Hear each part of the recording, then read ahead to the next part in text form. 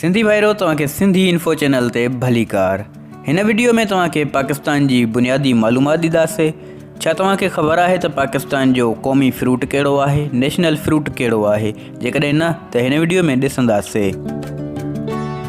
Sindhi भाइरो video शुरू करण खां पहिरियां जेके दोस्त असांजे चैनल ते नवां आया आहिनि उन्हनि खे गुज़ारिश आहे त हिन वीडियो जे हेठां तव्हांखे ॻाढ़े कलर जो सब्सक्राइब जो बटन नज़र ईंदो, इन खे क्लिक करे असांजे चैनल खे सब्सक्राइब कयो। इन सां असांजी हर वीडियो तव्हांखे सभु खां पहिरियों मिलंदी। असां रोज़ानो दिलचस्प मालूमात ॾींदा रहंदा आहियूं। अचो त हलूं था वीडियो जी तरफ़।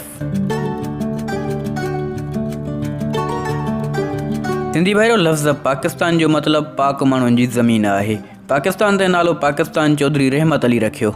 दोस्तों, पाकिस्तान जो झंडो सैयद अमीरुद्दीन केडवाई तैयारु कयो ऐं पाकिस्तान जो क़ौमी तरानो हफ़ीज़ जालंधरी ठाहियो। सिंधी भाइरो पाकिस्तान जो क़ौमी शाइर अलामा मोहम्मद इक़बाल आहे। पाकिस्तान जो वॾे में वॾो पहाड़ कराकरम आहे, जंहिंखे केटू बि सॾींदा आहिनि। हीउ पहाड़ माउंट एवरेस्ट खां बाद दुनिया जो सेकेंड नंबर वॾे में वॾो पहाड़ बि आहे।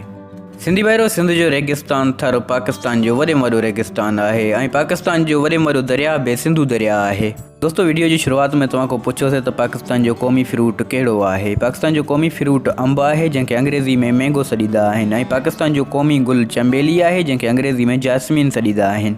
सिंधी भाइरो पाकिस्तान जी क़ौमी खुराक नेशनल फूड बिरयानी आहे ऐं पाकिस्तान जो नेशनल जूस गन्ने जो जूस आहे। दोस्तों, पाकिस्तान जो क़ौमी जानवर मारकोहोर आहे, जंहिंखे पाण पहाड़ी ॿकर बि सॾींदा आहियूं, ऐं पाकिस्तान जो क़ौमी पखी चकोर आहे।